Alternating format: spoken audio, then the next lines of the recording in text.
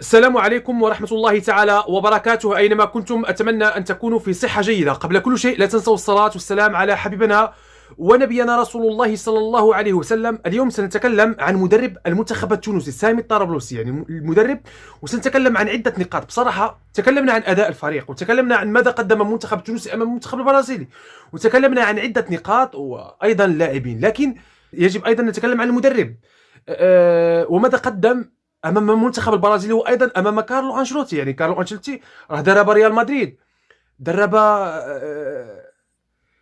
ميلان، يعني وفاز بعده القاب. مدرب اللي نتكلم عن مدرب امكانياته كبيره جدا، لكن ايضا واجه سامي الطرابلسي، يعني مدرب اللي كان لاعب للمنتخب التونسي، وايضا فتره من الفترات كان قائد للمنتخب التونسي، وايضا مدرب صراحه تفوق على كارلو انشيلوتي في هذه المباراه، ونتكلم بصراحه. يعني فهناك من كان يتكلم بصراحه القليل، يعني هناك كلام، يعني البعض كان يقول بأن المنتخب التونسي بأن تراجع مستوى الفريق، وفعلا هو كان يعني تراجع مستوى الفريق في هذه المباريات الأخيرة، لكن البعض كان يتكلم بأن المدرب بصراحة صعب أن يواصل مع المنتخب التونسي، وصعب أن يحقق شيء مع المنتخب التونسي. ف الآن ماذا قدم اليوم يعني سامي طرابلسي يعني في هذه المباراة؟ البعض يتكلم يقول لك بأن اللاعبين كانوا اجتهاد من اللاعبين. لا لا لا لا لا. منذ الدقيقة الأولى، فقط 5 دقائق الأولى أمام المنتخب البرازيلي والمنتخب التونسي، ستشاهد لمسة المدرب، وستشاهد بأن المدرب قام بشغل كبير جدا مع المنتخب التونسي أمام المنتخب البرازيلي. أول شيء التشكيلة اللي لعب بمرياح، وأيضا ديلان براون، وأيضا منتصر الطالبي كبدايه تشكيله، وايضا في الوسط مع فرجاني الساسي وحنابع المجبري والياس السخيري، السوري ايضا مسجل الهدف، والياس سعد، يعني لعب بيان فاليري وايضا علي العابدي. يعني وشوف ايضا الطريقه اللي لعب بها المدرب منتخب تونس. يان فاليري يعني كان الجهه امام فينيسيوس ورودريغو، وكان يان فاليري كان لعب دفاعيا، وكان يعني ما كانش هجوميا اكثر.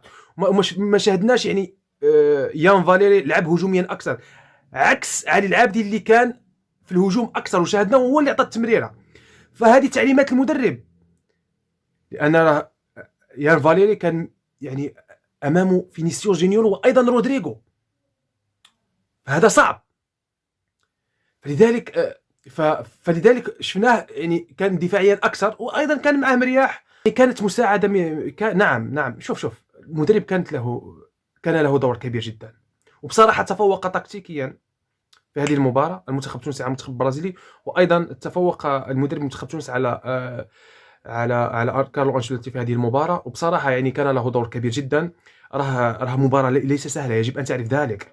انت تواجه المنتخب البرازيلي لعب بتشكيله وكانه سيلعب نهائي كاس العالم، ورغم ذلك تفوقت عليه في الملعب كأداء ونتيجة، وأنت كنت تستحق الفوز.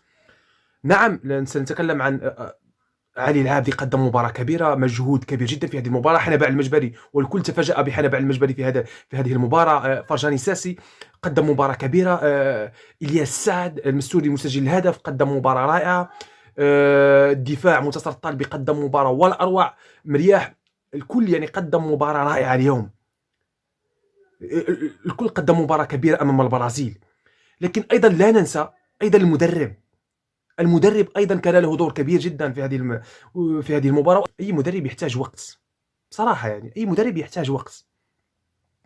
فلذلك أيضا هذا مدرب منتخب تونس يحتاج وقت مع المنتخب التونسي، وأيضا هناك نتائج إيجابية. فالتعادل مع المنتخب البرازيلي وكنت الأفضل وكنت تستحق الفوز، هناك عدة نقاط في هذه المباراة. هنا نشاهد بأن المنتخب التونسي لديه مجموعة قوية جدا، ورغم الغيابات هناك غيابات مؤثرة، صح؟ نعم، من بينهم عيسى العيدوني، هذا يعني غياب مؤثر، لاعب إمكانياته كبيرة جدا.